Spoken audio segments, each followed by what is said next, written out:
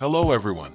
Welcome to Confessions Jury, where people put themselves on the spot, waiting for your judgment. Sit comfortably and listen carefully, as you're about to hear today's cases. You hold the hammer and you apply the law. Let us have your verdict down in the comments section. As always, don't forget to subscribe and like the video. Let's head on to our first case. Case 1. Am I the bad person for decreasing the time my daughter spends with her grandmas? My daughter is 1 year old. Both my MIL and my mom would split the week caring for her while I worked. Then I started to notice that when I'd go pick her up, my daughter would not seem excited to see me and would turn away from me when I tried to take her from either grandma's arms. MIL started making comments about how my daughter would cry for her whenever she put her down into the playpen. But she noticed that when I put her down into the playpen, she was fine playing independently. FIL also made similar comments in front of extended family, and that embarrassed me because he made it seem like our daughter preferred her grandparents over her parents. So I started to feel self-conscious about my bond with her. I went down to working part-time instead of full-time, so I could increase my time with her and work on our bond. I figure I'll never get this time back, and watching her grow up is super important to me. I go into the office twice a week now. MIL watches her one day, my mom the other. My daughter gets so happy when I drop her off at her grandma's. She starts squirming out of my arms and reaches for them. Also, when I try to take her from their arms, she still does that thing where she turns away from me and refuses to go with me. MIL makes comments about how she wishes she could spend more time with her. But I can't help but to feel crappy and hurt every time my daughter rejects me. What's worse is that I already feel hurt. And then both grandmas make comments and gloat about how she seems to prefer them. It really messes with my head, and I cry in the car on the way home sometimes. I feel bad because I want her to be close to her grandmas, but I don't want her bond with them to be stronger than my bond with her. MIL tries so hard to be the fun grandma. New toys every week. She's also installing a baby swing in her backyard. I feel like I have to work hard to keep up, and it's exhausting. It makes me resent any additional time she spends with them, like on weekends and holidays and when my husband and I need a date night and one of them watches her. I feel like this is unhealthy. I just hate feeling like crap afterwards. I hate this feeling.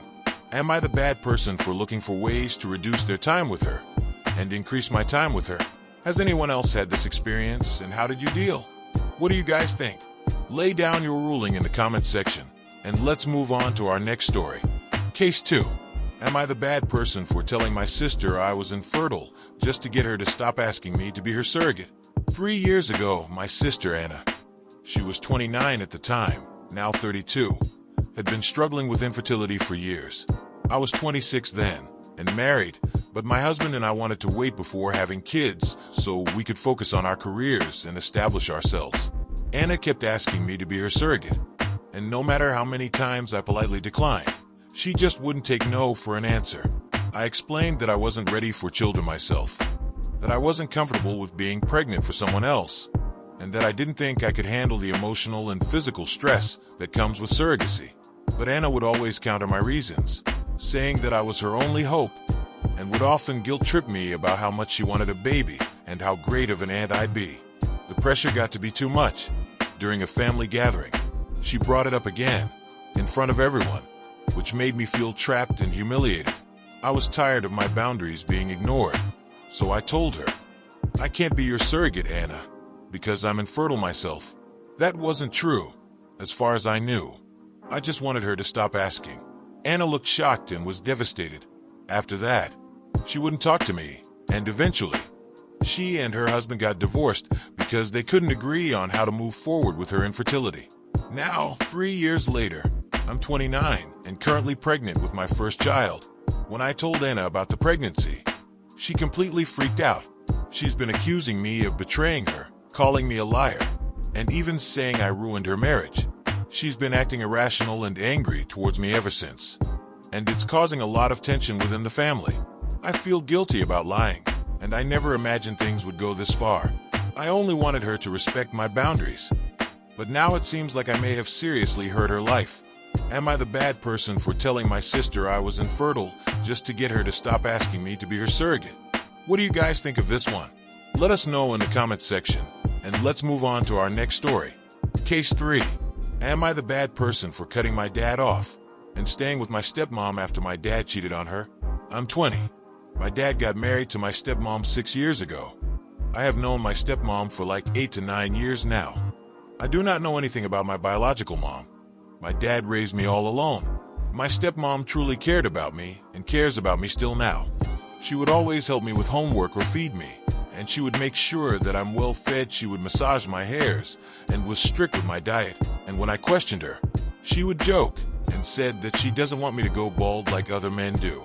Even when I moved out at 17 to stay with my grandparents, because I didn't want to become a burden to both of them, and they deserve privacy.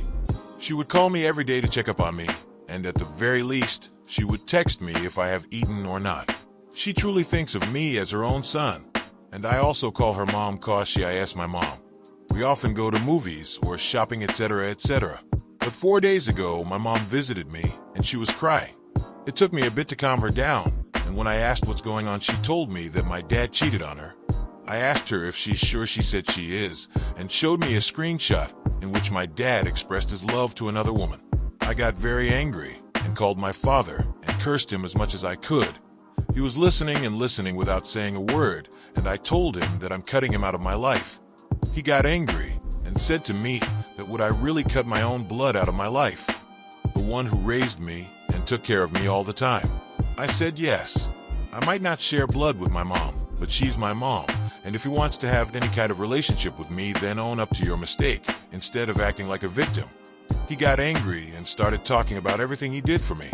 I cut the call and said he's dead to me. Now me and my mom and my grandparents are living together.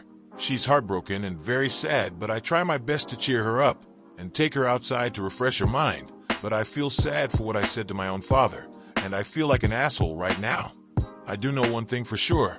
I will never ever support a cheater, even if that's my own father. But I truly wish that he could have done something else, which was a mistake, and not lose my own father. Can't wrap my head around that story. What do you think? Who was in the wrong there? Let us know down in the comment section, and let's move on to our last case. Case 4. Am I the bad person for fighting with my husband almost every day for giving his affair partner closure against my wishes? My husband cheated on me with a friend of a coworker. He didn't confess. I caught him when I found her lipstick in our car. I suspect she left it there on purpose, probably because she's a jealous and vindictive person herself. He had been cheating on me for 6 months while I was at home raising our toddler. The betrayal was so deep, especially when I realized I was sacrificing so much for his family while he was busy fucking another wretched worm behind my back. 8 months ago, we started reconciliation and marriage counseling, but I've become filled with resentment due to the constant missteps on his part. Things have improved overall, but one thing I can't get past is that he gave closure to the affair partner, AP, despite me being completely against it. Honestly, I didn't want them to get any kind of closure. I don't think either of them deserved even a shred of human decency after what they did to me. When I found out, he didn't communicate with her at all, and she was clueless. I told him that I despise AP so much that I wanted her to suffer, to feel deeply confused, unwanted, and discarded, just disappear from her life without a word. I shared all of this with him. He knew exactly how I felt, but instead of ghosting her like I wanted, he decided after his own therapy sessions that he needed to give her closure. He sent her an email, making it clear there would be no contact and that I knew everything. When I confronted him, he said he needed to do this to close that chapter of his life. Calling her a chapter made my stomach turn. Why should she get such validation? It's disgusting that he gave their affair any semblance of dignity. I don't think they were worthy of having any humanness about this situation. I tell him almost every day how resentful I am of him for going behind my back and sending that email. But he never feels guilty for hurting me over the email and keeps insisting that he needed to do this because he is a different person than I am and has different views over things. He said he needed to do this to take responsibility and for his own healing, and how his therapist didn't think he was doing anything wrong, and how I am allowed to disagree with him, but I need to respect him as long as he has made the right choice. I feel so frustrated. I don't think based off of his cheating, he doesn't deserve to make this choice on his own. Am I being too fussy here? You've sat down. You've listened.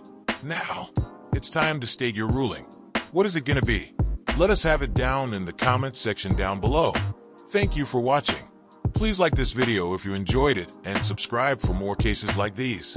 In life, we may run, but we can never hide from true justice. Stay safe, everyone.